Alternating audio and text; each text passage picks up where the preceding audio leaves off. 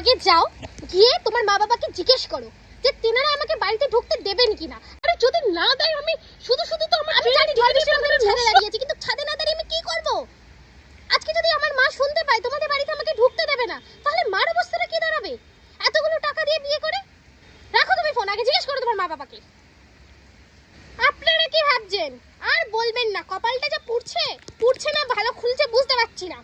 এখন নাকি আবার খবরে দেখাচ্ছে 2010 থেকে নাকি 24-এর মধ্যে তাদের বিয়ে হয়েছে, সে রেজিস্ট্রি নাকি বাতিল, নতুন করে বিয়ে করতে হবে।